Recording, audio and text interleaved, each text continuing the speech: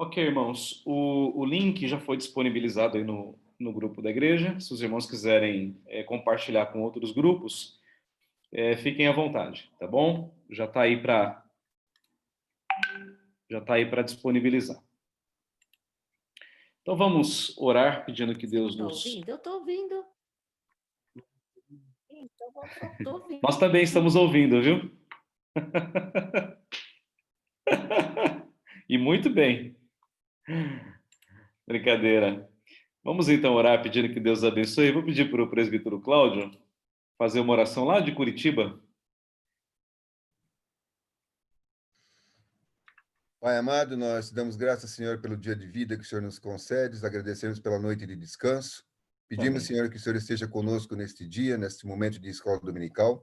Te agradecemos por essa oportunidade, Senhor Deus, de inclusive utilizarmos esta mídia, que é possível com que mesmo distantes sejamos próximos. E ajuda-nos, Pai, e capacita-nos, Senhor Deus, a ouvir e aprender mais de Ti neste dia e que o ensinamento possa fazer diferença em nossas vidas, para que tenhamos o desejo de viver de acordo com o teu querer e vontade. Amém. Seja com os que ainda estarão vindo, Senhor Deus, com os que eventualmente não desejarem estar participando desta aula. O Senhor esteja abençoando a todos, Senhor Deus, e colocando o desejo de estarmos mais próximos a Ti. É em nome Amém. de Jesus que eu oro, agradeço, com perdão pelos nossos pecados. Amém, Pai. Amém, Senhor. Muito bem, irmãos. Vamos colocar aqui na tela o nosso conteúdo.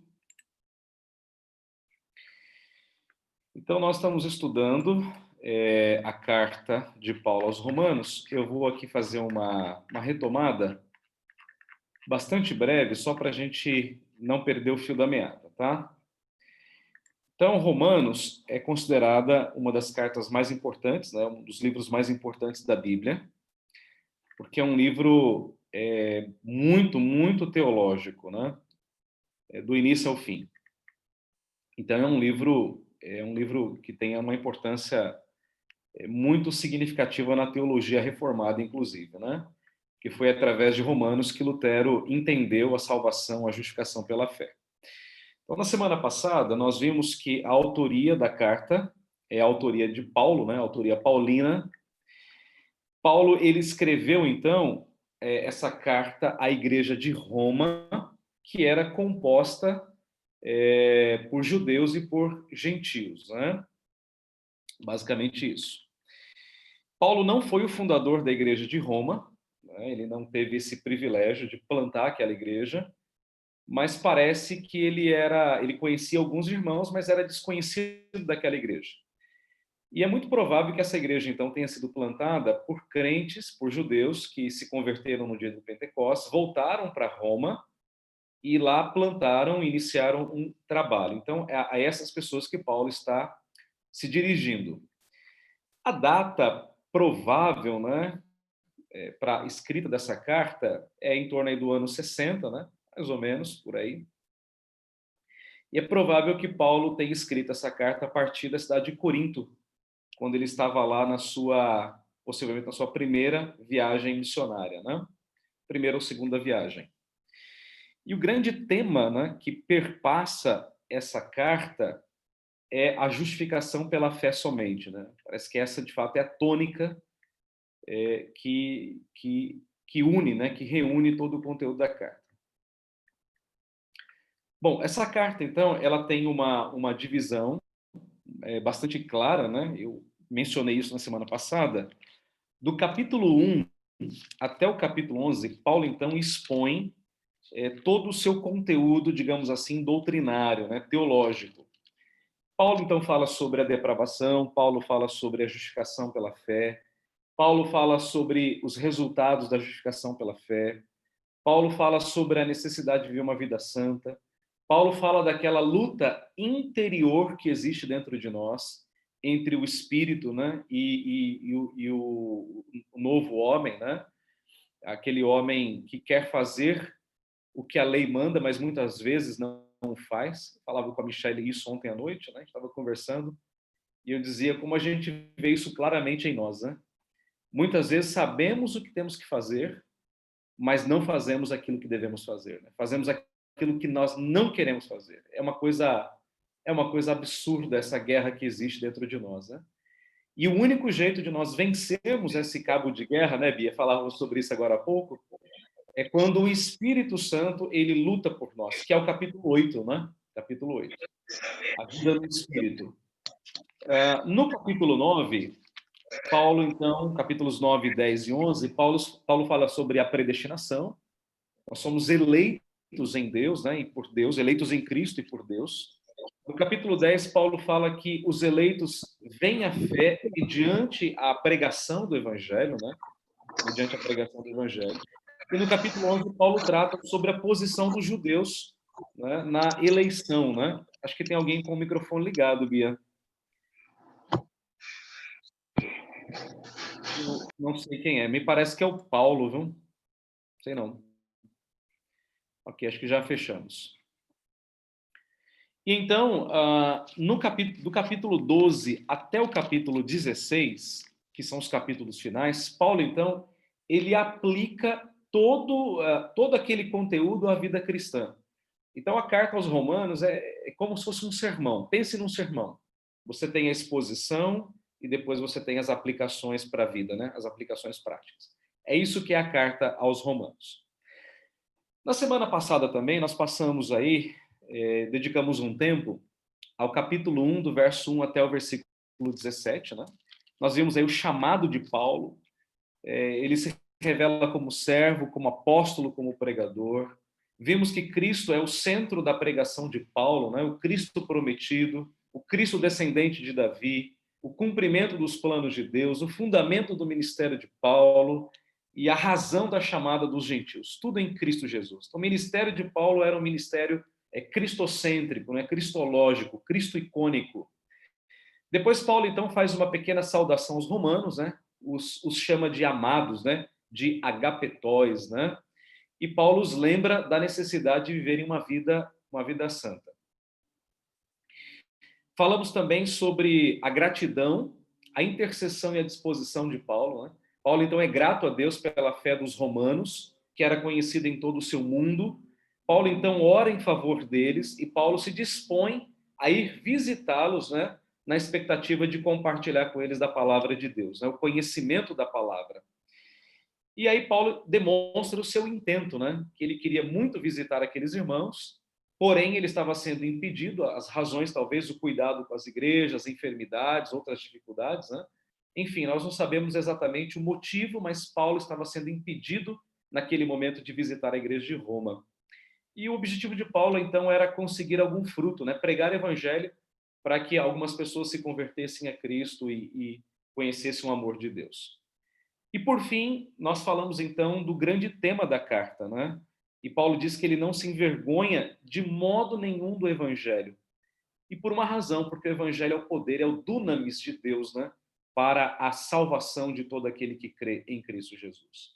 E que a justiça que os homens procuram, né, para tentar buscar a salvação, ela está revelada no evangelho, que é graça, né? Então, a justiça não vem de você mesmo. Você não pode produzir a justiça. Ela vem mediante o evangelho. Pois bem, dito isto, vamos então aqui trabalhar hoje o capítulo 1, do verso 18 ao verso 32. Aqui, irmãos, é um conteúdo bastante denso, bastante profundo, e é um conteúdo, irmãos, que nos coloca numa situação assim de miséria espiritual. Porque é exatamente isso que nós fazíamos enquanto não crentes, né? Enquanto não crentes. E na medida que eu for expondo o texto, eu peço que os irmãos reflitam sobre isso, né? Bom, o que nós vamos ver aqui então? Paulo, então, ele está escrevendo essa carta, lembre-se, para uma comunidade mista, tá certo? É uma comunidade composta de judeus e de gentios. Então, Paulo, primeiramente, ele se dirige aos gentios que compõem aquela igreja, tá certo? Lembre-se disso. Então, o capítulo 1, verso 18 até o verso 32, o alvo de Paulo aqui é apontar, né, a sua espada, digamos assim, para os gentios. Ele está olhando agora e botando o dedo lá no nariz dos gentios. É sobre eles que Paulo está falando aqui, né? Sobre os pagãos, né? sobre os ímpios. No capítulo 2, Paulo vai falar sobre os judeus, mas agora Paulo fala sobre os gentios. Guarde bem essa informação, tá? Então aqui ele está falando para quem é pagão, para quem é ímpio, para quem não tem nenhum conhecimento da lei de Deus. E a tônica de Paulo, então, aqui é que ninguém pode se desculpar diante de Deus. Eu coloquei para você na tela aí que o tema seria os gentios são indesculpáveis, né? Ou a indesculpabilidade dos gentios. Esse é o ponto de Paulo aqui. E aí, nós vamos ver que os gentios são indesculpáveis, basicamente em 3 pontos. Primeiro, nós vamos ver a revelação de Deus, que Deus se revelou a esses gentios. Depois nós vamos olhar no ponto 2, a rejeição dos gentios. Então Deus se revelou, mas eles rejeitaram essa revelação. E aí, por causa dessa rejeição, nós encontramos então a retribuição de Deus, ok? Então são 3 R's aí. A revelação, a rejeição e a retribuição de Deus, ok? Então fica fácil de você guardar esses 3 pontos. Vamos olhar então primeiramente para a revelação de Deus. Capítulo 1, 18 a 20. Vamos ler então a passagem. A ira de Deus se revela do céu. Eu vou colocar para você aqui na tela para te ajudar, talvez facilite aí para você. Só me dá um instantinho aqui para eu achar o meu software. Romanos 1, 18. Está aqui. Vamos lá, então. Acompanha comigo a leitura aí. Então, diz assim: a ira de Deus se revela do céu contra toda impiedade e perversão dos homens que detêm a verdade pela injustiça. Porquanto o que de Deus se pode conhecer é manifesto entre eles, porque Deus lhes manifestou. Porque os atributos invisíveis de Deus, assim o seu eterno poder, como também a sua própria divindade, claramente se reconhecem desde o princípio do mundo, sendo percebidos por meio das coisas que foram criadas. Veja aí o final do versículo 20. Tais homens são, por isso, indesculpáveis. Ok? Bom, vamos voltar aqui então ao texto anterior, que é o esboço da nossa aula. Bom, a primeira coisa que eu quero que você observe, e aí eu vou pedir a ajuda de vocês, como é que começa o versículo 18 na Bíblia, na sua Bíblia, Bia? Como é que começa? Você quer ler para nós na tua Bíblia, hein? Leio, estava ativando o som. A Tá. ira de Deus se revela do céu contra toda impiedade Olha, e perversão. até aí, Bia. Na tua versão aí, Cláudio, como é que começa? Assim também? Na tua versão, Renata, assim também? Na tua, Paulo, começa assim também? Eu acho que a grande maioria aqui, se não de todos nós, começa assim. Mas eu quero dizer para você que a nossa versão ela tem uma dificuldade. E aí eu vou te encorajar a fazer uma coisa. Na língua grega, existe uma palavra que não está traduzida aí, e eu não sei a razão, que é a expressão porquê. No texto grego, começa assim, eu vou colocar aqui para você, deixa eu colocar aqui o meu software. Compartilhar tela. Eu sei que você não sabe língua grega, e nem precisa saber, tá? Mas tudo bem, não tem problema. Você vai conseguir acompanhar meu raciocínio do mesmo modo. Você está conseguindo ver a minha tela aí? Consegue ver? A primeira palavra que aparece na língua grega, no versículo 18, é a palavra apocalipsetetai.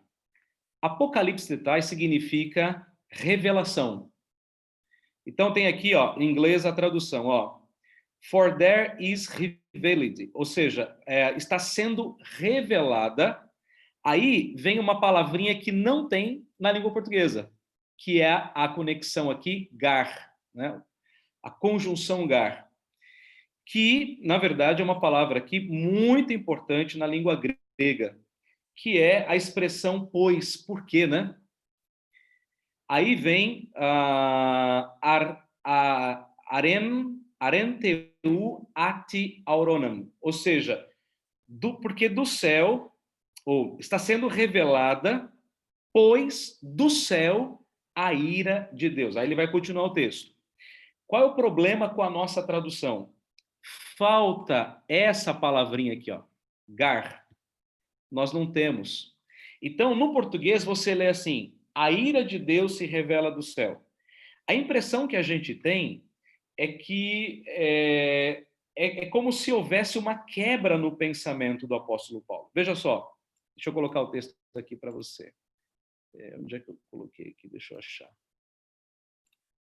Aqui, ó. Então, lembre-se, olha, Paulo termina o versículo 17 dizendo assim, olha, visto que a justiça de Deus se revela no evangelho de fé em fé, como está escrito, o justo virá pela fé. Ótimo. Olha como ele começa o verso 18. A ira de Deus se revela do céu. Não parece que há uma quebra no pensamento? Ele está falando que Deus a justiça se revela no evangelho. E de repente ele para e diz assim: a ira de Deus se revela do céu contra toda impiedade. Qual é o problema aqui?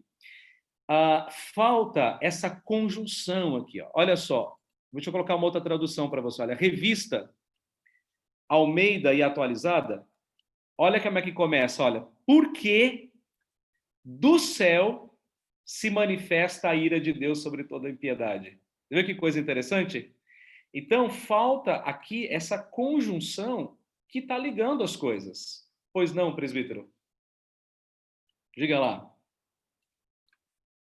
Tem que ativar o teu microfone aí, viu? Senão a gente não consegue, não consegue ouvir. Eu estava tentando. Como eu estou usando a Bíblia pelo celular, eu de fato já pego essa tradução agora para dar uma olhada se tinha diferença, e de fato existe na tradução corrigida aí Almeida, porque Sim. do céu se manifesta. Então era só o comentário que estava diferente da que eu estou normalmente usando e que todos usam, né? A revista. Sim. Por que essa palavra é tão importante? Porque ela faz a conexão. Veja só, deixa eu voltar aqui minha tela.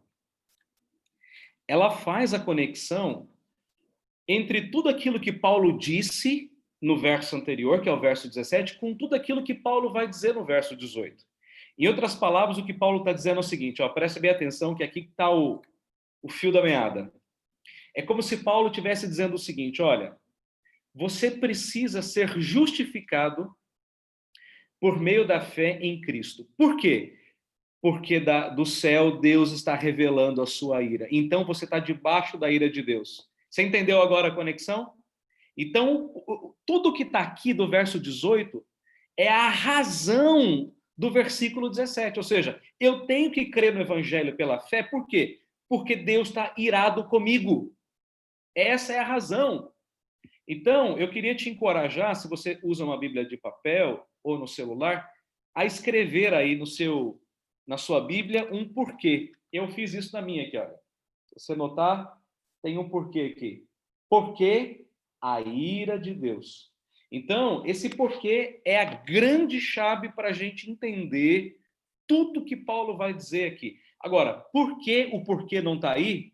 Eu não sei. Pergunta aí para os revisores da Bíblia, para os tradutores do Novo Testamento, eu não sei. Mas faltou essa conexão, infelizmente. Infelizmente. Então, é uma dica aí para você que vai te ajudar no entendimento do texto. Bom, então vamos em frente. Letra B. Então, a pergunta é, o que está sendo revelado, né? Essa é a pergunta. A ira de Deus. Por que a ira de Deus?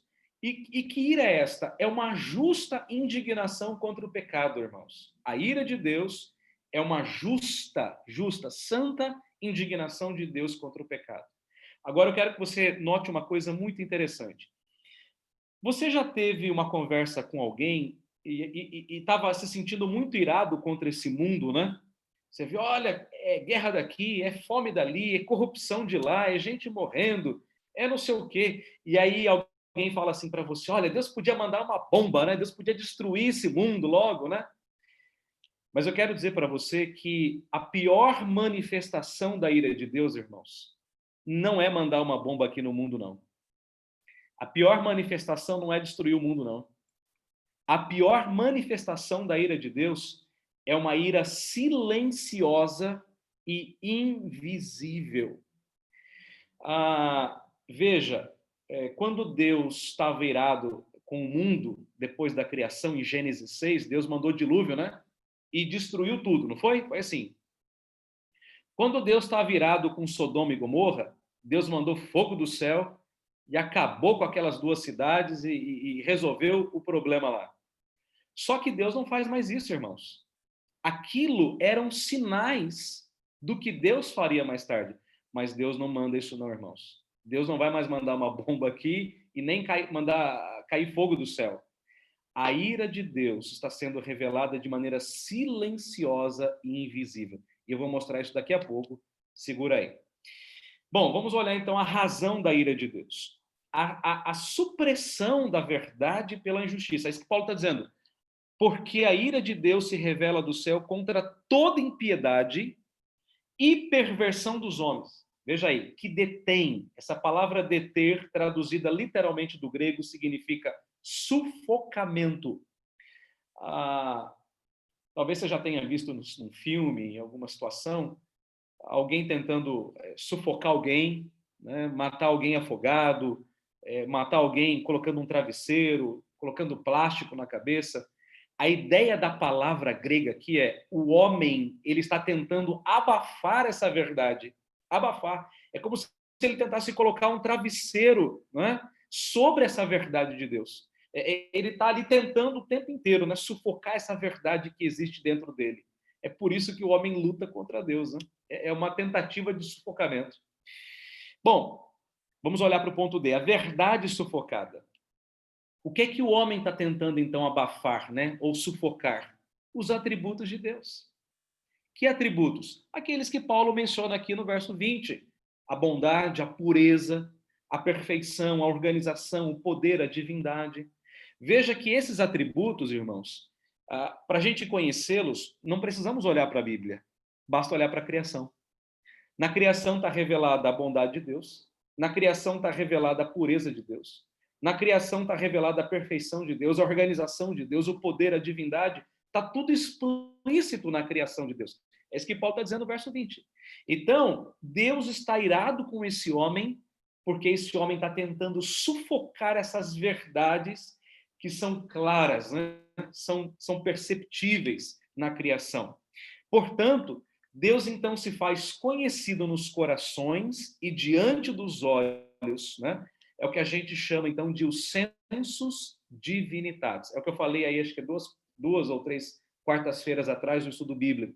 O senso divinitatis. O homem nasce com esse senso da existência de Deus. Ele sabe que Deus existe. Ele tem consciência disso.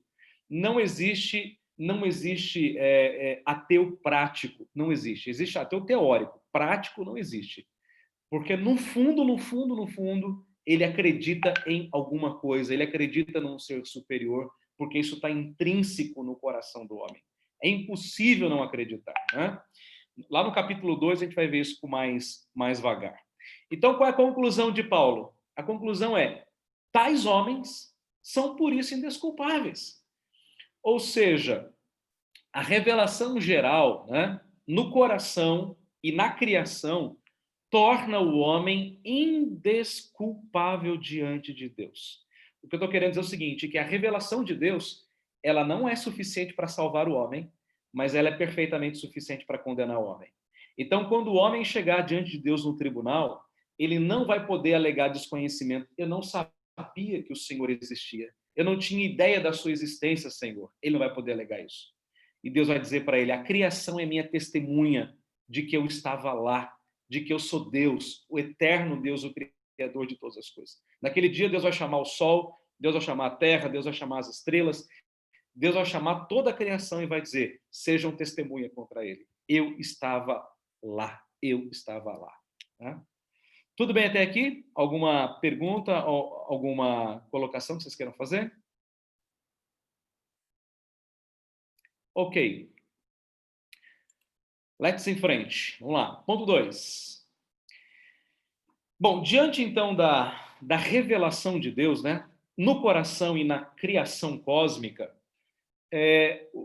embora o homem, sabendo disso, tendo conhecimento disso, o homem rejeitou. Ele rejeitou. Olha só os versos de 21 a 23.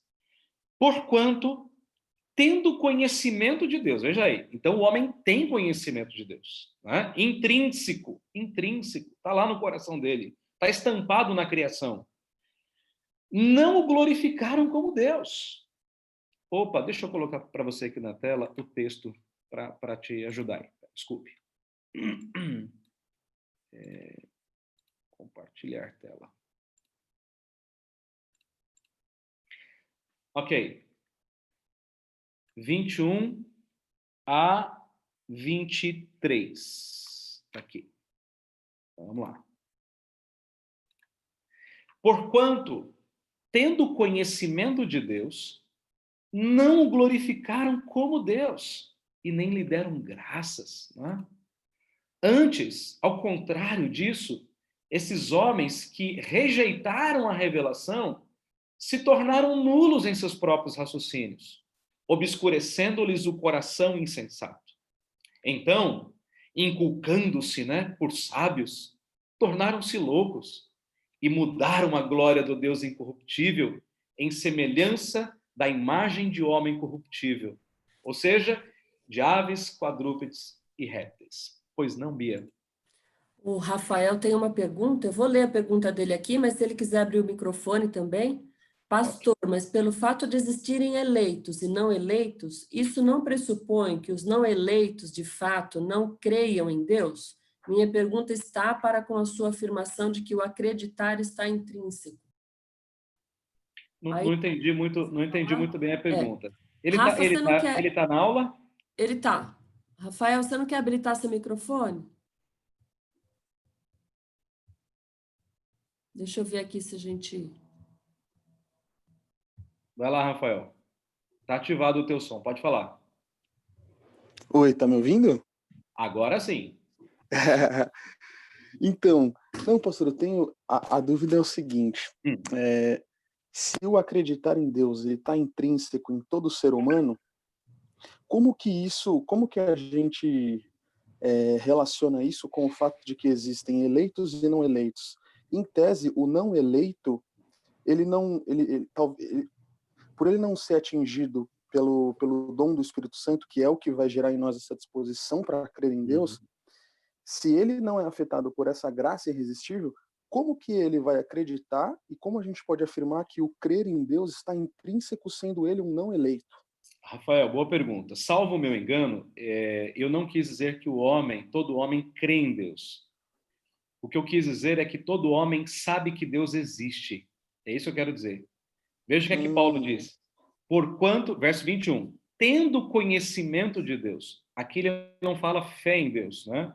Mas o conhecimento, isto é, ele sabe que Deus existe. Ele sabe que existe um ser superior, um criador de todas as coisas. Entendeu, Rafael? Então a gente tem que separar as coisas. Então não é crer de crença. Aqui até poder usar a crer no sentido de conhecimento, tá? Todo homem tem conhecimento da existência de Deus. Ok? Então, aí é justamente nesse sentido que eu perguntei, porque de uma certa forma, quando você reconhece a existência de Deus, isso vai te levar a crer. Assim, se você não reconhece a existência de Deus, quer dizer, se você não crê em Deus, como que você reconhece a existência de Deus? Essa foi minha dúvida. Então, na verdade, Rafael, o que eu estou querendo dizer é o seguinte: quando Deus criou todas as coisas, ele criou tudo para revelar-se a si mesmo, para dizer, olha, eu existo, eu estou aqui, eu sou o Criador. Não é? Então, a criação, ela nos leva a buscar o conhecimento desse Deus, buscar crer nesse Deus e se relacionar com ele. É para isso que serve a criação, para que as pessoas olhem e digam, existe um Deus, e eu tenho que buscá-lo e ter um relacionamento com ele. Só que a criação, a revelação geral, Rafael, ela não é suficiente para nos salvar, porque ela é uma parte da revelação.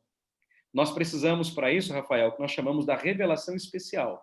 Então, nós precisamos buscar a Deus através da revelação da palavra. Aí sim, eu vou crer em Deus, vou confessá-lo, vou adorá-lo como meu Deus e como meu Salvador. Não sei se isso responde a tua pergunta. Sim, isso daí eu Concordo, eu estou alinhado com você e Sim. o que muitas vezes me escapa um pouco é justamente isso, é saber que existem no mundo pessoas que concordo também quando o senhor disse que desculpa tomar o tempo da aula, viu, pastor? Não, imagina, que isso? Nada que um É, almoço não resolva. eu achei muito legal quando o senhor afirmou que de fato existem ateus teóricos, mas não Uhum, práticos. uhum, Faz muito sentido para mim isso.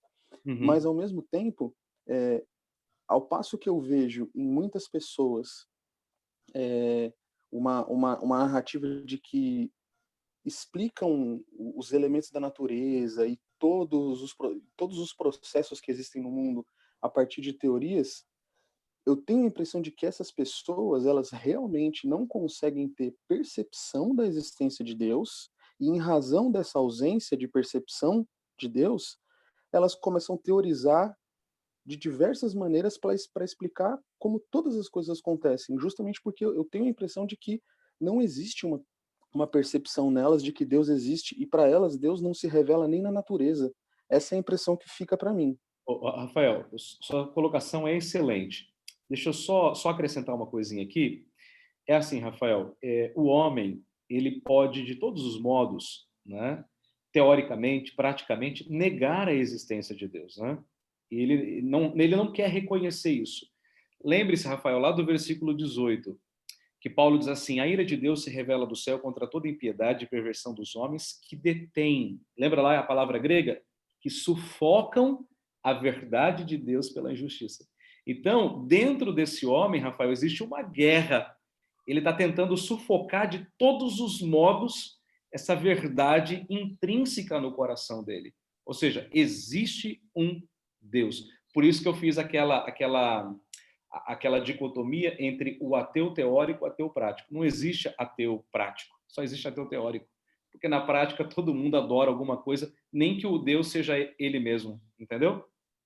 Então, no Ah, isso fundo, no sim. fundo, no fundo, no fundo, Rafael, essas pessoas podem não declarar, elas podem não dizer, mas elas creem, elas sabem que existe um Deus. E elas estão lutando contra isso, né, de todos os modos. Fala, Paulo. Não sei se eu posso contribuir um pouco nessa dúvida aí, vamos dizer assim. Fala um pouquinho mais perto do teu microfone, Paulo. Não sei se eu posso contribuir um pouco, mas eu lembro que teve uma aula, um estudo de quarta-feira que a gente estava falando algumas semanas atrás, um estudo de quarta-feira. Tá dando para ouvir melhor? Agora sim. Tá. Eu pelo menos estou ouvindo. E a gente só precisa tomar cuidado sobre o crer na existência de Deus e crer em Jesus como Salvador. Não sei se é um pouco o cerne do negócio. Porque crer que Deus existe, todos creem. Até o Satanás sabe que Deus existe, né? Mas o que vai nos levar à salvação não é o crer que Deus existe, mas sim Sim, confiar que a salvação está atrelada à morte sacrificial de Jesus Cristo.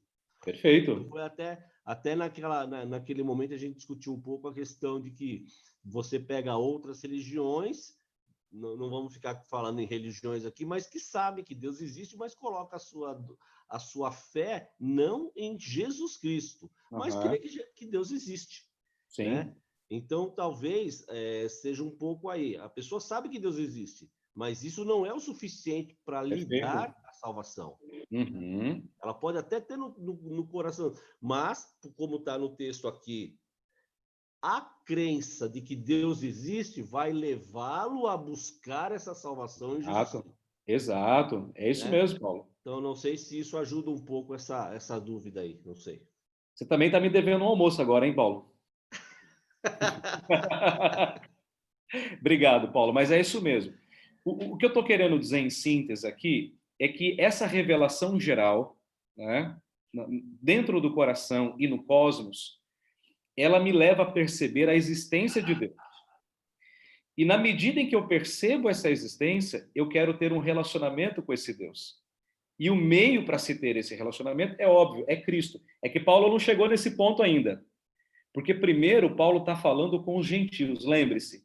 Então, tudo que Paulo está querendo dizer é o seguinte, olha, você precisa crer no evangelho, verso 17, porque Deus está irado com você, né? E você, se não se converter, é indesculpável. Mesmo que o evangelho não tenha chegado a você, você é indesculpável por conta da revelação geral de Deus, ok? É isso aí. Vamos então em frente. Vou voltar aqui ao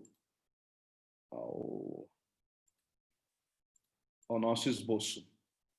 Vamos ler então, de maneira mais destrinchada aqui, o que é essa rejeição dos judeus, ou, perdão, dos gentios. Primeira coisa, eles tornaram-se nulos em seus próprios raciocínios. O que é essa tornar-se nulos? A palavra grega aqui significa tornaram-se fúteis, né? E essa é a ideia mesmo, né? Na maioria das vezes, um homem sem Deus tem um pensamento fútil, na maioria das vezes. Eu não estou querendo dizer que ateu ou qualquer pessoa que não crê em Deus, seja lá o que for, ou que não tem um conhecimento bíblico de Deus, ele sempre tem um pensamento fútil. Não. Tem muita gente que não é crente e que tem bons pensamentos. Tanto é que tem boas invenções, inventa remédio, inventa máquina, compõe música. Isso é graça comum de Deus. Só que o que Paulo está dizendo é de maneira genérica. Ou seja, o homem, na maioria das vezes, porque ele não adorou a Deus, o seu pensamento é nulo, né? É fútil, é vazio, né? É fútil no seu próprio raciocínio, especialmente no que tange em coisas espirituais. Aí é totalmente fútil, né? Totalmente fútil. Mas ainda, achando-se sábios aos seus próprios olhos, né? Quer dizer, ele se acha o conhecedor, ele se acha o suprassumo, né? Tornaram-se loucos. Você já viu filósofo ateu discutindo? Outro dia eu estava vendo um filósofo no YouTube, um cara que se diz ateu. Gente do céu, eu nunca vi tanta bobagem numa pessoa só em meia hora. Aliás, eu não sei se você sabe, né? Você sabe qual é a definição de um filósofo? Filósofo é aquele cara que fala por uma hora sobre alguma coisa importante e não diz nada. É brincadeira, viu, gente? É brincadeira. Não, tem bons filósofos aí. Mas aquele, eu estava ouvindo ele por meia hora e eu nunca ouvi tanta baboseira, uma mistura de coisas. Mas assim, a pessoa fala de um jeito, né? Tão bonito, com palavras, né? Tão assim, diferentes, né? Um pensamento tão assim, né? Suprassumo, né? Meio que transcendental. As pessoas, nossa, esse cara é inteligente demais, né? Mas, gente, no final das contas, fala e não diz nada. Por quê? Porque o homem sem Deus, ele se acha sábio aos seus próprios olhos. E aí Paulo fala, tornaram-se loucos, né? O louco é aquele que não tem a cabeça no lugar, é um lunático, né? Um insensato. E mais, versículo 23, tornaram-se idólatras. Tornaram-se idólatras. Veja o verso 23. E mudaram a glória de Deus, né? Do Deus incorruptível em semelhança da imagem de homem corruptível. O que Paulo está dizendo aqui é o seguinte: quando o homem não adora ao Deus verdadeiro, ao Criador, ele vai adorar qualquer coisa, gente. Ele vai adorar o dinheiro, ele vai adorar a si mesmo, ele vai adorar o trabalho, ele vai adorar a luxúria, ele vai adorar qualquer coisa. Qualquer coisa vai ser um Deus para ele mesmo, menos o Deus verdadeiro. Por isso que Paulo diz, olha só, mudaram a glória de Deus. Quer dizer, eles tiraram a glória de Deus e colocaram a glória de Deus em outras coisas. E aí Paulo diz, bem como a semelhança da imagem de homem corruptível. Né? É por isso que você tem, por exemplo, um Deus como Buda. Aliás, é um Deus feio para chuchu, né? Muito feio. Né? Mas é o Deus deles. É o Deus deles. E aí Paulo diz mais, semelhança de homem corruptível, bem como de aves, quadrúpedes e répteis. Você se lembra que assim que o povo de Israel saiu do Egito, 3 meses depois, Deus chamou Moisés para dar as tábuas da aliança. E o que é que o povo fez lá embaixo? Chamou Arão e falou assim, nós precisamos urgentemente de um Deus. E Arão, infelizmente, cedeu à pressão, né, naquele momento. E Arão falou assim, ok, me dê o seu anel, me dê a sua pulseira, me dê o seu brinco. Ele fundiu aquilo tudo e fez um bezerrinho e falou assim para eles, está aqui o seu Deus, adorem o seu Deus. Irmãos, toda vez que o homem deixa de adorar a Deus, ele vai adorar qualquer outra coisa nesse planeta. Ele adora uma vaca, ele adora uma serpente, ele adora a lua, ele adora aquilo que Deus criou e aquilo que ele mesmo faz. Ele adora qualquer coisa. Então, quando o nosso coração não é corandeu, né? Ou seja, nós vivemos diante da face de Deus, nós vamos viver diante da face de qualquer outra coisa. Essa é a grande realidade, irmãos. É por isso que a gente vê tanta corrupção, tanta idolatria. Eu ouço muito, né? Procuro ler, ouvir bastante sobre política. É um assunto que, para mim, é importante porque tem a ver com o futuro, com a economia do país. E eu quero ser alguém antenado, né? Para poder votar e votar bem. E eu vejo, irmãos, como Brasília é um antro de corrupção, gente. É claro, não é só Brasília, não. Washington também Roma também Paris, todo lugar tem corrupção. O Japão tem corrupção. Você pega, por exemplo, um país muito desenvolvido como o Japão, o primeiro-ministro lá declinou e foi lá diante da nação pedir perdão por conta de corrupção. A presidente da Coreia do Sul, que é um país cristão, foi lá e pediu perdão por problemas que ela causou. Então, irmãos, a corrupção ela está implantada no mundo como um todo. Por quê? Porque o homem deixou de adorar Deus para adorar a criação de Deus. Essa é a grande verdade. A grande moral da história chama-se idolatria. A idolatria do nosso coração corrompido. Por que as pessoas passam a trabalhar, ganhar dinheiro? Porque elas querem comprar, elas querem prazer, elas querem ter isso, elas querem ter aquilo outro. E um pecado vai chamando outro pecado. E veja, por exemplo, daquele jogador famoso, né, aqui do Brasil, o Neymar. Ele se dizia tão crente, tão cristão, quando jogava no Santos. Depois foi para a Europa, jogou lá no Real Madrid, né? Real Madrid. Dali em diante, a vida dele... Oi? Eu não consigo ouvir, Paulo. Barcelona. Vocês veem como é que eu sei tanto de futebol, né? Tanto que eu sei de política, eu sei de futebol. Eu sei que ele foi lá e ganhou muito dinheiro, mas depois descobriram que teve tanta corrupção na transição dele e tal, e foi dinheiro por fora e não sei o quê. E aí você vê o caso dele saindo com uma mulher, saindo com outra. E, gente, é assim, o coração do homem não tem limites para o pecado. Por quê? Porque ele nega esse Deus absoluto, né? E quando o homem rejeita Deus, é o que nós vamos ver agora, vem uma bancarrota de pecado na vida dele. Fala, Cláudio. Se tivesse continuado no Santos, não tinha tido problema. Ai. A gente podia ter escola dominical sem essa, viu? Ó, Bia, depois você conversa com o Cláudio, vai. Vamos lá.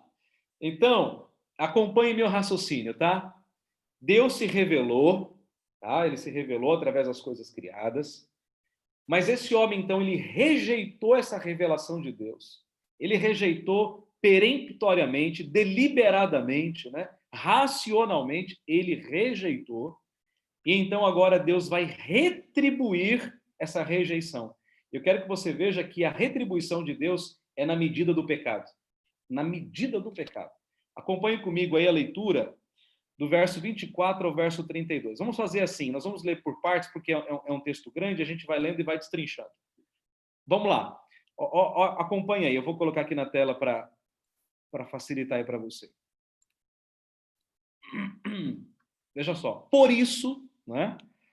Ou seja, o resultado, a consequência dessa rejeição é o que vem adiante. Por isso, por causa disso, Deus, então, entregou tais homens à imundícia. A primeira coisa que eu quero que você note é que essa expressão entregou, ela vai se repetir 3 vezes no texto. E ela é chave, tá? 3 vezes. No verso 24, Deus entregou tais homens. Verso 26, você vai acompanhando aí, olha só. Eu vou destacar aqui para você. Olha só. Olha lá. Verso 24, Deus entregou. Verso 26... Cadê aqui? Por causa disso, entregou Deus. Está aí na tua tela. E no verso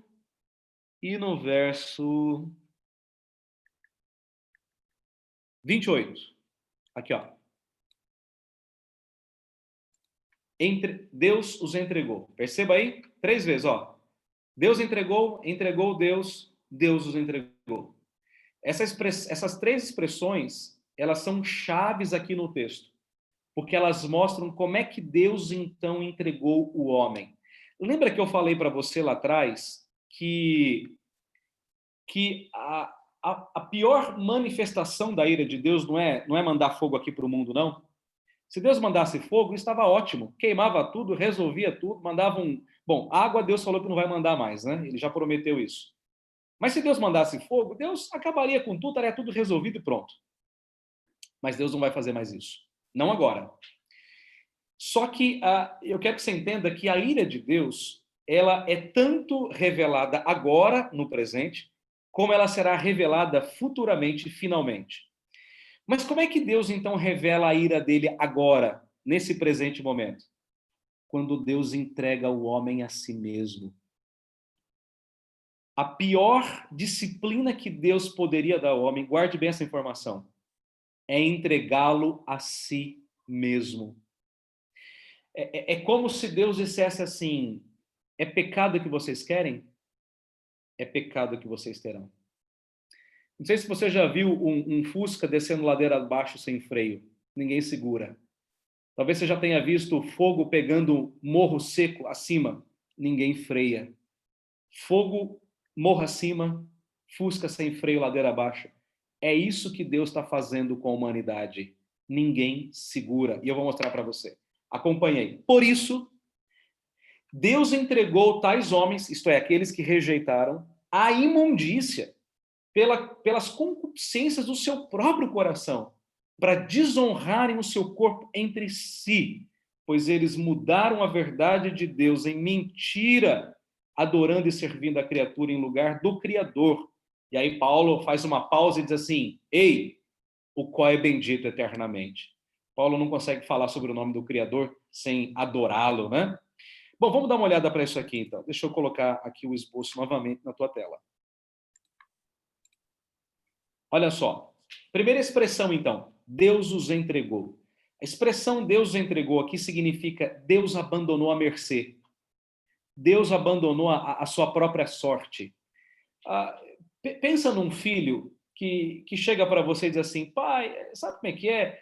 Pai, eu queria ir nadar lá naquele rio, lá no Panema. Nós temos um rio famoso lá no interior chamado Paranapanema. É um rio grande que divide o estado de São Paulo do Paraná. Lá no interior a gente chama ele de Panema. Pai, eu quero ir lá nadar no Panema. E o pai fala, não, menino, que é isso? O Panema tem uma correnteza muito forte, é um rio perigoso. Aí passa meia hora, o filho vem, pai, mas eu queria tanto, os meus amigos vão... Aí ele vem com o argumento.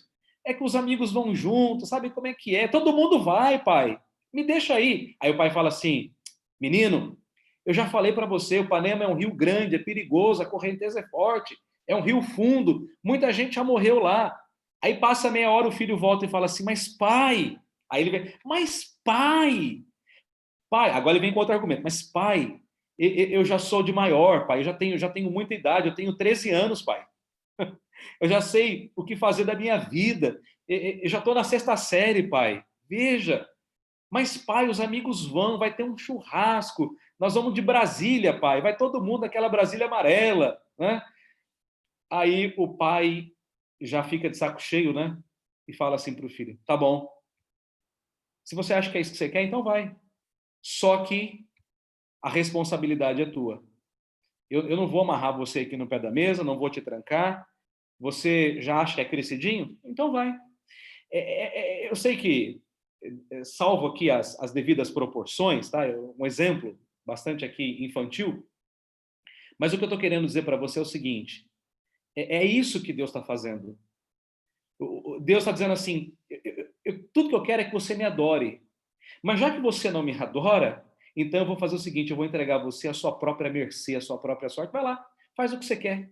É isso que Deus está fazendo aqui. Deus os entregou. É pecado que você quer? É pecado que você vai ter. Lembra do pai do filho pródigo?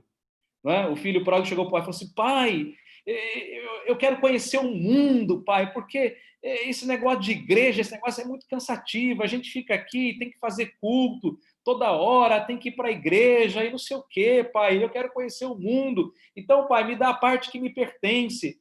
Aí o pai fala, mas filho, aqui você tem tudo. Eu te amo, você tem amor, você tem carinho, você tem roupa passada, comida pronta. E tem até um cartão corporativo com R$ 20 por mês, o que mais você quer? E aí o pai diz tudo para o filho, e o filho fala assim, não, pai, eu quero conhecer o mundo. Aí o pai diz, tá bom, filho, está aqui a parte que te pertence. Não é? É mais ou menos isso. O pai entrega o filho à sua própria sorte. Mas olha só, a que Deus entrega? Diz o texto, a imundícia. Forte isso, não é? A palavra imundícia aqui, irmãos, é uma palavra forte na língua grega, porque ela significa todo tipo de imoralidade sexual. Né? É interessante porque a primeira coisa que Deus entrega ao homem é aquilo que mais lhe dá prazer, que é o aspecto sexual. Né? Todo tipo de apelo e exposição sexual. Vejam, irmãos, que é crescente no mundo o apelo à exposição sexual. Não muito tempo atrás, irmãos, nós tivemos uma exposição aqui no sul do país, em Porto Alegre, com cenas terríveis, irmãos. Havia lá, como é que é aquela expressão? Fugiu a mente aqui agora. Relacionamento entre homens e animais. Me foge aqui o termo técnico. É alguma coisa filia. Zoofilia. Zoofilia. Obrigado. Zoofilia, irmãos. Zoofilia, como se fosse a coisa... Não, isso aqui é arte, isso aqui é cultura. Aí depois fizeram aquele grande movimento, tiraram a exposição. Poucos meses depois botaram um homem nu, sem roupa aqui, no museu em São Paulo, e as crianças podiam ver, e tocar, irmãos. Quando eu era criança, eu nunca tinha visto uma prostituta na minha vida, nunca. Na minha cidade, eu nunca tinha visto uma prostituta. Até o dia que eu cheguei em São Paulo e eu fui fui comprar uma capa para violão na Santa Efigênia. Irmãos, eu fiquei horrorizado eu nunca tinha visto aquilo, foi chocante para mim. Eu tinha 19 para 20 anos, era recém saído do exército, chegando em São Paulo para fazer teologia. Eu vi aquilo, eu fiquei chocado, irmãos, chocado. A exposição. Um amigo meu viajou recentemente para como é que chama a capital, Amsterdã, capital da Holanda, e lá ele diz que tem um lugar chamado Praça Vermelha, onde as mulheres ficam explícitas numa vitrine, chamando os homens, convidando os homens para o relacionamento sexual, e ali você vê de tudo, todo tipo de coisa, todo tipo de absurdo. Então aquilo que antes era velado, hoje, irmãos, é aberto, é público, né? É perceptível. Então, o homem está sendo entregue por Deus a ele mesmo, às suas próprias paixões, às suas próprias imundícias, né? Sexuais.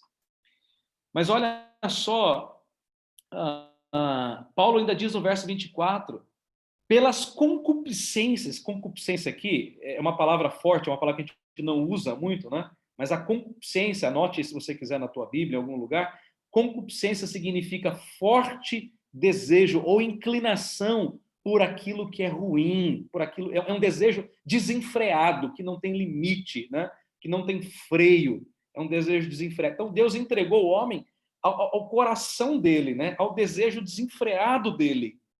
Veja aí, pelas concupiscências do seu próprio coração para desonrarem o seu corpo entre si, não é? Ou seja, lembre-se que Deus criou o homem à sua imagem e semelhança para glorificá-lo. Então, o homem é a imagem de Deus, é a semelhança de Deus. E como é que o homem pode mais desonrar a Deus? Quando ele corrompe essa imagem. E como é que o homem corrompe a imagem? Quando ele se relaciona com outro ser humano de maneira imoral, fora do casamento. E mais para frente, no ponto seguinte, nós vamos olhar o ápice dessa corrupção moral, tá bom?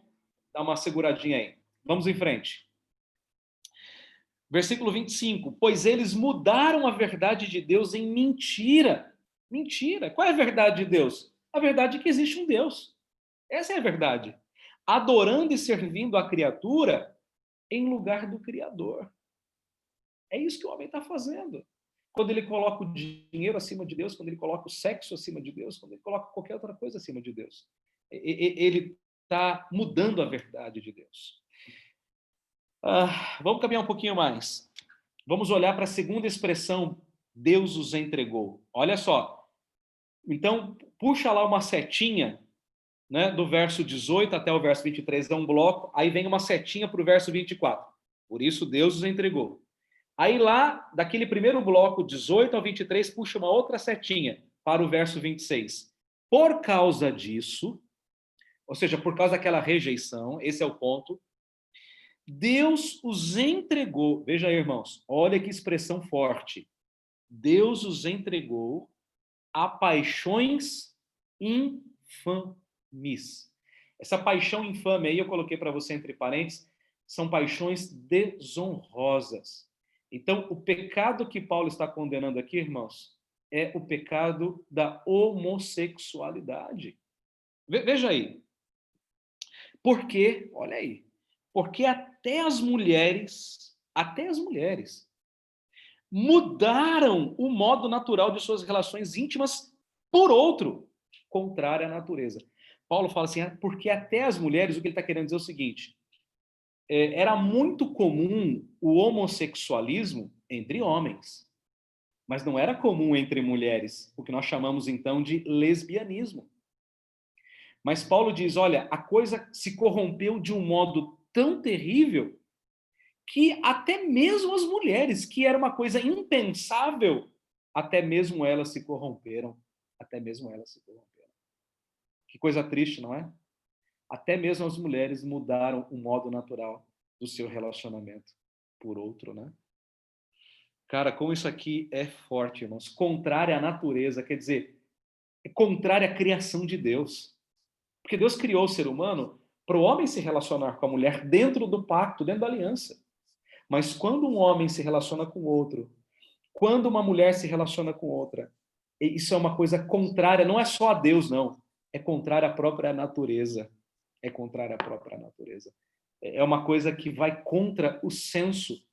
Porque é impossível existir um verdadeiro relacionamento sexual onde existe o homossexualismo. É impossível. Né? Hoje em dia se fala da homoafetividade, né? Veja, irmãos, mais para frente eu vou dizer isso, tá? A gente respeita a decisão sexual de cada ser humano. A igreja tem que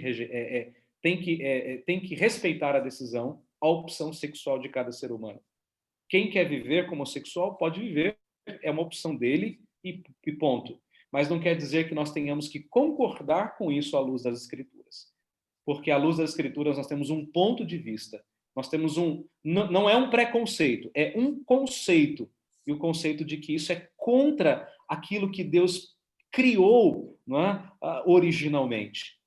E aqui eu coloco um ponto, irmãos. Eu percebo que existe um crescimento da prática homossexual em todo o mundo. Um crescimento desenfreado. E que isso tem chegado à igreja cristã de algum modo. Veja, eu falei para vocês que eu nunca tinha visto uma prostituta, e na minha cidade eu conhecia apenas alguém que as pessoas diziam que era homossexual. Mas, irmãos, eu me lembro da primeira vez que eu vi aquela marcha, né, a marcha de LGBT, né, dos homossexuais. Gente, e aquilo tudo, como é forte aquilo, como é forte aquilo, né? Como aquilo é uma coisa assim, eu não tenho nem palavras para descrever, né? Eu respeito quem quer fazer, mas, irmãos, como é forte aquilo. Como a prática homossexual está crescendo, irmãos, não é? Como a prática homossexual cresce. Vocês sabem que eu não nasci num berço crente. Eu venho de uma família tradicionalmente católica e eu assistia novela, minha família assistia, os meus irmãos assistiam. E eu não me lembro, na minha infância, não me lembro realmente de ver nenhum tipo de prática homossexual naquelas novelas de antigamente. Até sair o famoso primeiro beijo gay, né? E dali em diante a coisa foi só, né? Foi só degringolando, né? Irmãos, a prática homossexual é uma coisa que tem influenciado fortemente a nossa cultura. Fortemente. Os desenhos, as séries, não é? Coisas que você nunca imaginava Hoje você vê claramente. Aliás, na Roma daqueles dias, irmãos, 14 dos 15 imperadores romanos eram homossexuais, não sei se vocês sabem disso. Dizia-se que Júlio César, lembram-se do Júlio César? Dizem que Júlio César era o homem de todas as mulheres e a mulher de todos os homens. Tal era a prática homossexual em Roma. Irmãos, os templos eles realizavam práticas homossexuais, homossexuais e não homossexuais, né? De todo modo, naqueles templos pagãos, bebendo vinho, ingerindo bebida alcoólica como expressão de adoração aos falsos deuses. Irmãos, Corinto era uma cidade extremamente paganizada, de onde Paulo escreve. Não é à toa que Paulo fala sobre a imoralidade sexual. Irmãos, e isso tá ficando mais recorrente no mundo. Cada vez mais recorrente. Hoje, se você abre a tua boca para falar contra o homossexualismo, você pode tomar um processo, pode ser condenado, tomar uma multa, ser preso. A coisa é grave.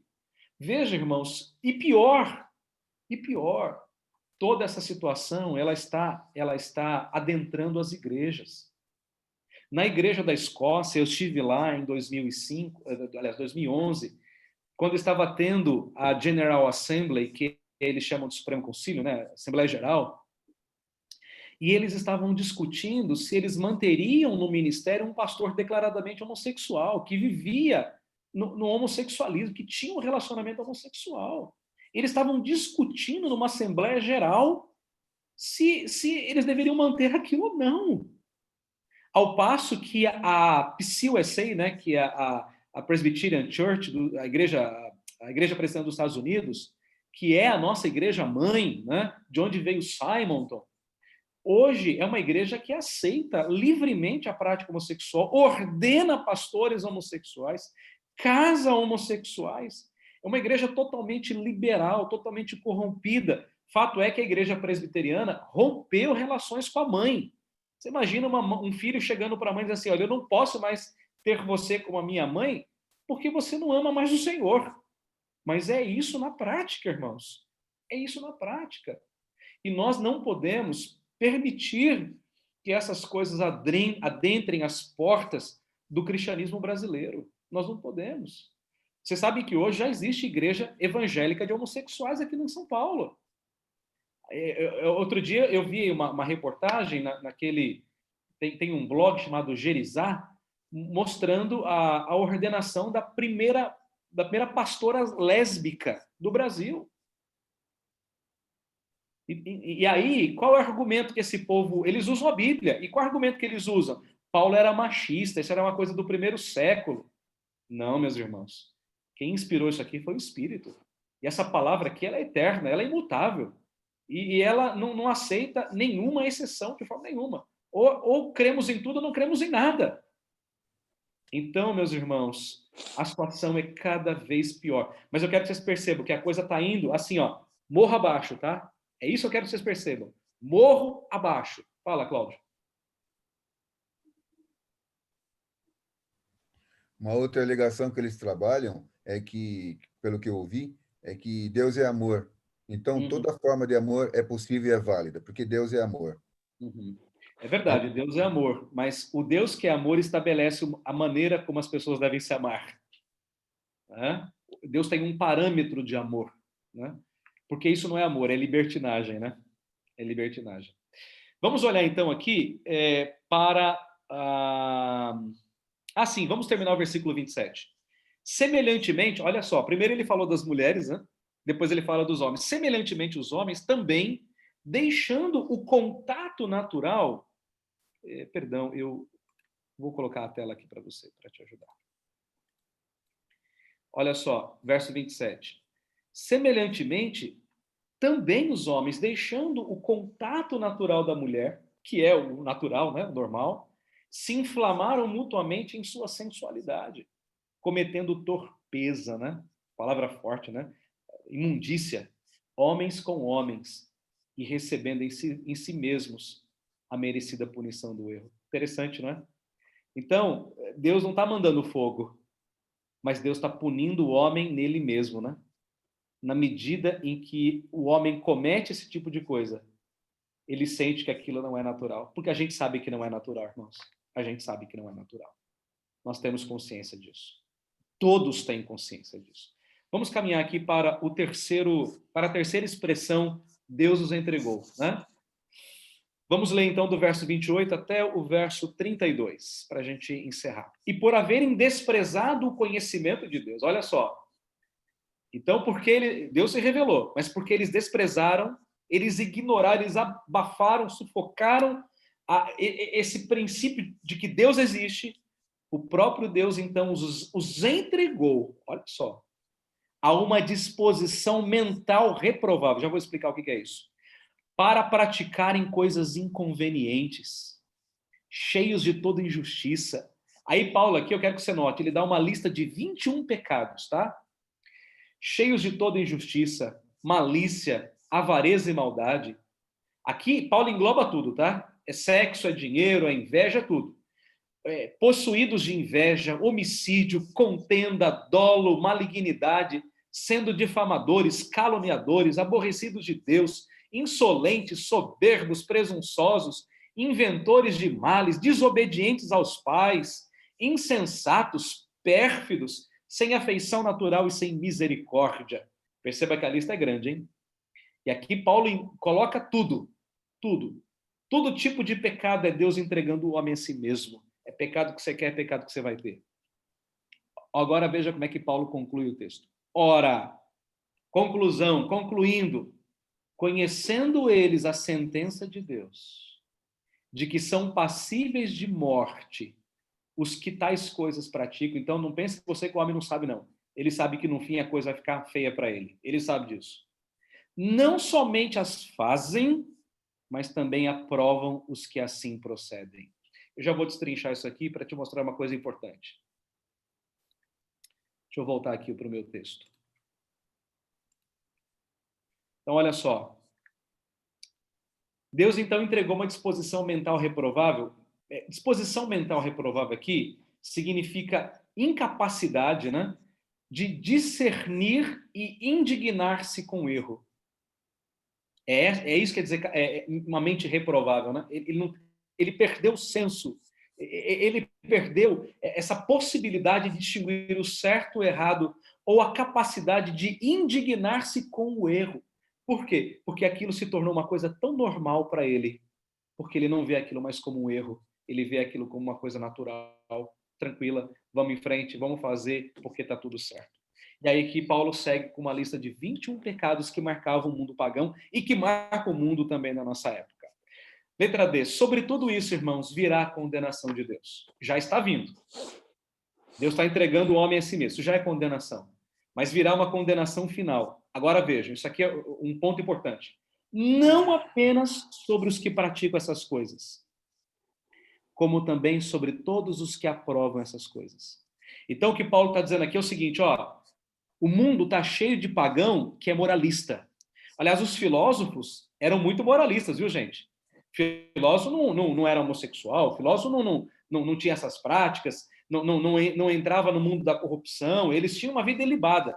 Só que Paulo está dizendo o seguinte, sobre vocês também virá a corrupção. Não é porque vocês fazem, não, mas porque vocês aplaudem essas coisas. Porque vocês concordam no fim de tudo com essas coisas. Então, a punição de Deus é sobre os que fazem e sobre os que aprovam essas coisas. Você já viu criança, quando tem dois irmãozinhos, né? E aí um filho faz uma coisa feia e o pai vai lá e dá uma bronca nele, e aí o irmãozinho tá ali do lado, tá vendo só? Apanhou do papai, né? Mas no fundo ele tá aprovando aquilo que ele fez de errado. E aí o pai fala assim, Você acha que o outro também tá fazendo errado? Vem aqui, você vai tomar uma bronca também. É isso que Deus está dizendo aqui. No final das contas, não é só o que faz errado, não, mas é o que aprova também vai estar debaixo da ira final de Deus, né? Deixa eu fazer puxar um ganchozinho aqui rápido. Eu me lembro, ainda antes da minha conversão, como eu disse, né, nós assistimos novela em casa, e eu me lembro que começou a surgir, então, aquelas pessoas, né, com trejeitos homossexuais, né, efeminados, né? E aí o cara falava mole e tal. só que assim, é sempre uma pessoa simpática, é sempre uma pessoa que ajuda todo mundo, é uma pessoa trabalhadora, é uma pessoa honesta, ela é querida por todo mundo. Já percebeu isso? E aí, só que assim, tem outro jeito. E aí, quando ele faz uma coisa engraçada, todo mundo ri. Ah, olha que legal, olha que engraçado e tal. É isso que Paulo está dizendo aqui. A ira de Deus não vem só sobre aqueles que fazem coisas pecaminosas, mas sobre aqueles que também aprovam essas coisas, que aplaudem, que acham normal. Ah, que bonitinho, olha que legal, né? Não. Não é por aí, não. Vamos concluir aqui com algumas aplicações. Primeiro, se você tem um sentimento de ira pelos pecados desse mundo, e imagino que você tenha, e deve ter mesmo, né? Porque seria estranho se você fosse um crente e não sentisse isso. Eu quero dizer para você que o Senhor tem muito mais ira, ira santa contra este mundo pecaminoso. A ira de Deus, irmãos, está chegando no limite, está chegando ao fim. Então, eu quero dizer para você, jamais ria dos pecados que Deus condena. Jamais. Lembre-se que o mundo não só é pior, porque Deus tem refreado o pecado por meio da sua graça. Irmãos, é como se, preste atenção, é como se o mundo tivesse aqui, ó, na palma de Deus. E é como se Deus estivesse aos poucos retirando a sua mão de debaixo desse mundo. Deus está fazendo isso paulatinamente, até o dia que Deus vai retirar a sua mão completamente para julgar este mundo. Então, irmãos, jamais riam dos pecados desse mundo. Nós temos que chorar, jamais rir pelos pecados desse mundo. Segundo, lembre-se que o juízo de Deus no presente é entregar os homens a si mesmos. Contudo, ele julgará e condenará finalmente todos os homens e mulheres que vivem na prática do pecado, bem como todos aqueles que aprovam tais coisas. Então, irmãos, não adianta a gente pedir fogo para Deus, não. Porque o fogo seria a menor das disciplinas de Deus. A pior disciplina de Deus é entregar o homem a si mesmo. É pecado que você quer? É pecado que você vai ter. Viva como você quer. A pior coisa que um pai pode fazer para um filho, irmãos, é deixá-lo à mercê dele mesmo. Vai lá, vive a tua vida. É a pior coisa que um pai pode fazer. É quando um pai abre mão, não é? de amar o seu filho, de segurar o seu filho e botá-lo no eixo, né? Botá-lo no eixo. Eu me lembro de uma senhora que tinha um filho drogado, isso é no jornal, que acorrentou o filho na cama. E muita gente, tadinho, acorrentou o filho. Deveriam aplaudir aquela senhora, porque tudo que ela queria é que o filho não fosse viver nas drogas. Eu não estou entrando no mérito se é a melhor maneira, se não é, cada um faz do jeito que acha que é melhor, né? Mas a pior coisa que um pai faz com o filho é quando um pai deixa o filho viver como ele quer. Essa é a pior coisa do mundo, né? Às vezes eu brinco lá com as minhas, mais com a Ana Maria, né, que já entende alguma coisa, eu falo assim para ela: aqui quem manda é o papai. E enquanto você dormir na casa do papai, aqui as leis são as leis do papai e da mamãe. No dia que você tiver a sua casa, aí você vai fazer do seu jeito. Mas aqui a coisa é do jeito do papai e da mamãe, né? A gente tem que ir ensinando isso para eles desde pequenininhos, né? Porque senão eles acham que eles são donos de tudo, né? E não são donos de nada. Terceiro, eu queria dizer para você, não permita que as práticas pecaminosas adentrem a igreja, irmãos. Nós temos que lutar para manter a pureza doutrinária, a pureza moral da igreja de Cristo. Veja, irmãos, a igreja tem que estar aberta, sim, para acolher todo tipo de pecador, seja um corrupto de Brasília, seja um homossexual, seja uma lésbica, um transexual. Nós temos que amar, sim, essas pessoas e respeitá-las, mas nós temos que pregar o evangelho para elas com todo amor e dizer para elas que existe um meio de salvação e que esse meio está em Cristo Jesus. Não há outro modo. E que Cristo muda a nossa vida por completo. Cristo, ele transforma a nossa vida de ponta a ponta, porque ele tem poder para isso tudo. Então a igreja ela tem que estar preparada assim. Olha, irmãos, eu até acho que muitas vezes a crítica que é feita à igreja tem um certo sentido, porque muitas vezes a igreja é preconceituosa, sim. Se entra uma pessoa diferente na igreja, todo mundo olha diferente. E nós estamos pecando nisso, se fazemos isso. Né? Porque nós temos que acolher essas pessoas e tratá-las com amor, com respeito e mostrar para elas o evangelho. Não é recebê-las como estão, não. Não é isso, não. Mas mostrar para elas que nós temos um evangelho que transforma. Eu conheço a história de uma igreja no norte dos Estados Unidos, uma igreja chamada como é que é o nome da igreja? Me fugiu aqui o nome. É numa cidade chamada Lafayette. Lá no norte, é uma cidade muito fria. E o pastor começou a pregar o evangelho para um grupo de skatistas. Sabe aqueles caras tatuados e tal, né? Com gorro na cabeça, aqueles caras que falam mano, não sei o quê, né? E o pastor convidou o líder do grupo e o cara foi e levou 20 skatistas para a igreja. E aí os caras entraram e sentaram lá no primeiro banco. E aí todo mundo começou a olhar feio para eles. E eles voltaram no outro domingo, eles botavam o skate, né, no colo e botavam a Bíblia. O pastor deu uma Bíblia para cada um deles. E o pastor começou a se sentir muito incomodado por conta da rejeição do povo para com esse grupo. E o pastor um dia ficou tão injuriado que o grupo de skatistas entrou, eram uns 20, né? E o pastor falou assim, olha, tem muito lugar aqui, ó. Se vocês quiserem sentar desse lado, tem fofoqueiras, do outro lado ali tem fariseus. Vocês podem escolher onde é que vocês querem sentar, mas seja onde vocês sentarem, saiba que vocês estão sentando do lado de pecadores como vocês. E aí, depois daquele dia, ninguém mais sequer ousou apontar o grupo. E detalhe, viu, irmãos? O grupo se converteu, professou sua fé em Cristo Jesus, e eles vão para a igreja dominicalmente receber ensino da palavra de Deus. Então, irmãos, nós tomamos muito cuidado com o preconceito, viu? Isso aí fere, isso aí machuca. Nós temos que amar, mas mostrar o evangelho. Evangelho que salva, que transforma, que liberta em Cristo. Eu quero concluir aqui a minha aula, que já estourei demais. A bênção do Zoom é que não tem sinal e não tem microfone também, graças a Deus. Quarto, eu vou começar a dar aula só pelo Zoom agora, isso é uma bênção. Pregue o evangelho e dê testemunho diante dos homens. Diga que existe um Deus que está irado. Sabe esse evangelho, Jesus chama, cai fora desse evangelho. Porque esse evangelho é meio evangelho. É meio evangelho. Porque o evangelho inteiro é Deus está irado. E o único modo de ser aceito por ele é mediante a fé em Cristo Jesus. Se você não pregar o evangelho assim, você está pregando um pseudo-evangelho, um meio evangelho que não salva, mas que conforma as pessoas como elas querem viver. Porque o evangelho que salva é Deus está irado. E o único jeito de você se livrar da ira de Deus é no capítulo 3 de Romanos, que a gente vai chegar lá. Então segura aí, nas nossas próximas aulas. Alguma pergunta, alguma colocação?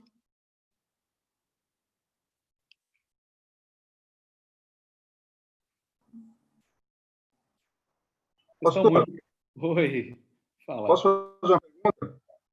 Pode fazer. Pastor, nós sabemos que Satanás é vencido, mas ele ainda pratica atrocidades com certas limitações. Então, por exemplo, o gentio indesculpável, ele é consciente ou inconsciente? Ele é consciente ou inconsciente que ele serve a Satanás de certa forma? Eu acho que ele não tem plena consciência disso, não. Eu acho que não. Eu tenho quase certeza que não. O que eu sei, com certeza, Claudio, é que ele tem consciência de que ele está contra Deus, de que ele está tentando abafar essa verdade de Deus e que, no final das contas, ele vai se dar mal. Isso ele tem consciência. Isso ele tem consciência. Não é? Agora, se ele serve ao diabo, eu acho que a Bíblia não fala nada sobre isso, né? Eu acho que ele não tem uma plena consciência disso, não. Tá bom. Ok. Alguma pergunta a mais? Alguma colocação? Tudo isso é fome? Posso fazer, a Beatriz me proibiu. Não, mas eu te libero, está absolvido. Nem falei com ele, viu, pastor? Nem falei. Marco Antônio da Silva. Olá, Pergunta. pastor, tudo bem? Ô, pastor, Tudo eu bem. tenho lá no meu Mais trabalho conhecido como Marquinho. Vai lá. Isso, eu tenho no meu trabalho pessoas assim, acho que muitas pessoas também têm, né? Que tem esse desejo pela prática homossexual. E uma vez eu até coloquei essa situação, né? Que deve deixar cara preconceituosa. Eu falei, não é preconceito, é conceito claro do que a palavra de Deus fala. São coisas totalmente diferentes. Eu não tenho preconceito em relação a você, mas eu tenho um conceito claro do que a palavra de Deus fala. E essas coisas têm que ficar muito bem claras, como o senhor comentou aí, né? Sim. Deixar claro, eu tenho que amar a pessoa, mas não o seu pecado. E conversei com a pessoa nesse sentido. Eu acho que você segue um modismo. Eu te vejo como Deus a criou, não como você acha que você é. Uhum. Ela me escutou tal, né? E depois não continuamos mais a conversa. Sim. Mas eu acho importante deixar sempre claro isso, que não é um preconceito, é o conceito claro do que a Bíblia diz. E uma coisa Totalmente importante. diferente. E uma coisa importante, tá, Marquinho? Uma coisa importante. O preconceito, ele é contra uma pessoa. O conceito, ele é a respeito de uma prática. Isso Entende? mesmo, foi o que eu quis dizer mesmo, pastor. Isso. Por exemplo, eu não te conheço, Marquinho, mas já criei um preconceito. Eu te acho um cara metido. Isso é um preconceito, porque eu não te conheço. Agora, quando eu conheço alguma coisa, então eu não tenho mais um preconceito, eu tenho um conceito formado. Então, eu costumo sempre desmembrar as coisas. Conceito é em relação à crença, à prática. O preconceito é em relação à pessoa. É isso que eu estou querendo dizer. Sim. Okay. Obrigado. Disponha.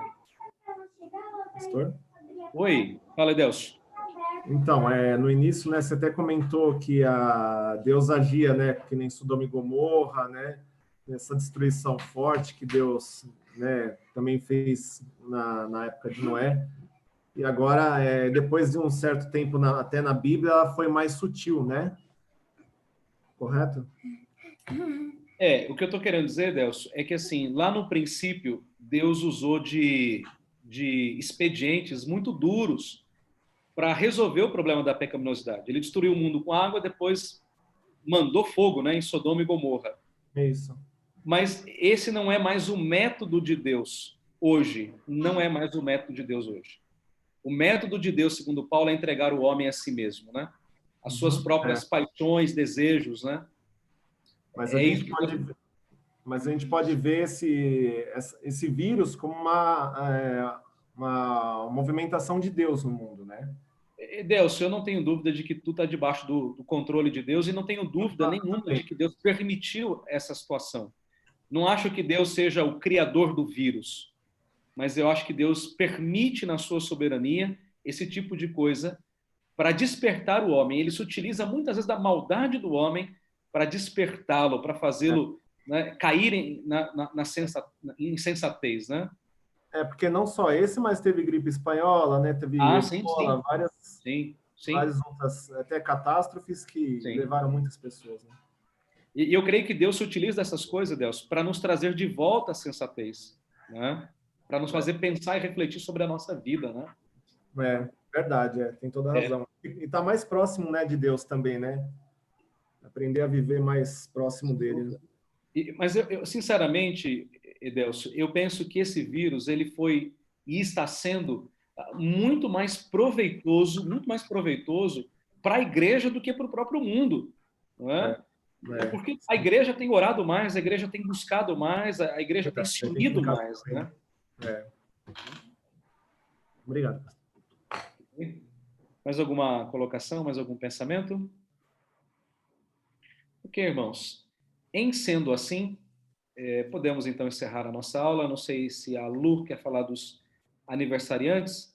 Eu vou só, Lu, interromper a transmissão então pelo YouTube, tá? Agradecendo aí a todos aqueles que acompanharam conosco no Zoom, acompanharam pelo YouTube também. Deus abençoe, um bom domingo a todos. E à noite estaremos transmitindo, pela graça de Deus, o nosso culto também ao Senhor. Convidamos a todos a nos